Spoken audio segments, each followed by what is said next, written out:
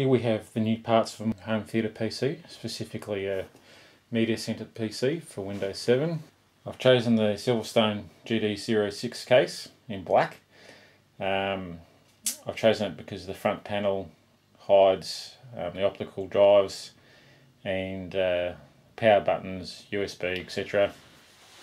I've also selected the ECS H67H2-M motherboard.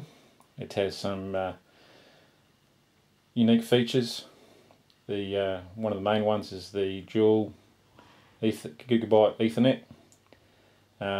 Using that for a specific purpose, as I've got two independent networks. One is my home entertainment network or file server network, and also I have a security system that runs on a separate network. Also, the heat sinks on this particular motherboard are quite large, and that goes some way to providing a passive cooling. I've chosen the i5 2500K CPU for this particular home theatre, and I've got some aftermarket cooling. Got the low profile Scythe cooler, which has a height of only 58mm, which is important in this particular case because the optical drive limits the height of the CPU cooler. The memory I've chosen again is the G.Skill Eco Series 1.35 volts. Particular model I've chosen is the Class 7. I'm hoping to clock this at Class 6 at 1333. The fans included in this particular Silverstone case are the golf ball design fans. They have a ball bearing, and they're also rated at 1500 RPM, which is a little bit excessive for my purposes, so I've chosen to replace them with two fans. These two are low speed fans. The Camouflage 2 is a 900 RPM, and the Noctua is rated at 700 RPM or 500 with the ultra low noise adapter.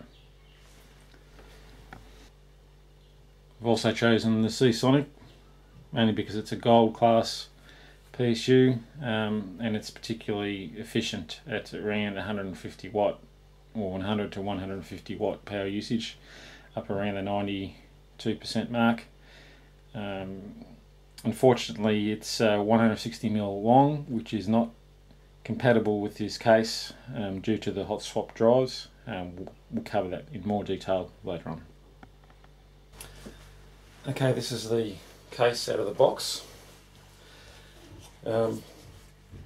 Silverstone have made an effort to make it securable by placing a lock on the front. Unfortunately, the lock's in silver, so it stands out quite badly. There's no facility to lock the top of the case. At first I didn't like the fact that it wasn't a push button open case. You actually have to push the bottom, but that does have some benefits with the younger children not being able to open it easily. The case has one 120mm cooling fan on the left hand side, and also some ventilation here. On the back there's some ventilation above the PSU, some included perforated expansion slot covers, and facility for two 80mm fans. On the right side of the case there's another two 120mm fans included, and there's also on top of the case some ventilation. On the bottom of the case we have a 120mm vent for the power supply, and some soft rubber feet. They're quite firm, and also a centre one, which is probably a little bit unique. Opening the panel, we have the optical drive, reset button, two USB 3 ports, microphone and headphone. This is where I believe Scythe could have included the locks to secure the drives, avoiding the lock on the front. The drives are hot swappable. Unfortunately, this facility has some drawbacks. The main one being is the limitation of 150mm power supply, which I'll just show. It's actually 155. There is a limited amount of room between the edge of the case and the actual PSU. This space here below the power supply is probably not sufficient for any sort of modular power supply. Therefore, probably the main power supplies you'll be looking at are the Corsair VX400s or the CX ones, or the Silversonic, the Seasonic S12 varieties. Even Silverstone's own passive 400 watt power supply will not fit, as it's 160mm long. This issue won't affect me because I'll be removing this hot swap cage and suspending the hard drives. The other thing I would like to point out is this particular damper here has been indicated as an airflow damper to guide airflow over the PSU. However, if that was the case, I think it would just be non-perforated, and I believe this is actually more of a cable guide than anything else. Obviously it does serve as a damper for airflow as well. To remove the hard drive cage, you need to remove 4 screws, 2 at the front, 2 at the back. You need to open the doors and simply pull from the top.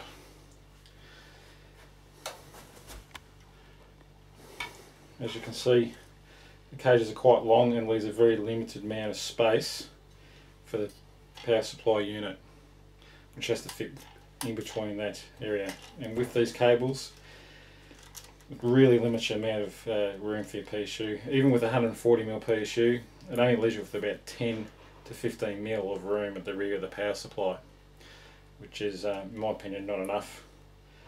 I think the inclusion of a hot swap drives in this particular unit is not particularly beneficial. Okay, I can remove this cage simply by removing 4 screws, 2 on each side, which I'll do now.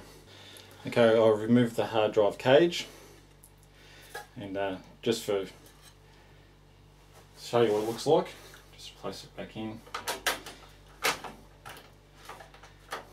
Now, unfortunately, it does leave quite a large hole here, which I'm planning on filling with some either aluminium plate or some mesh or some sort of noise deadening foam, etc. This is where I'll be suspending my hard drives from.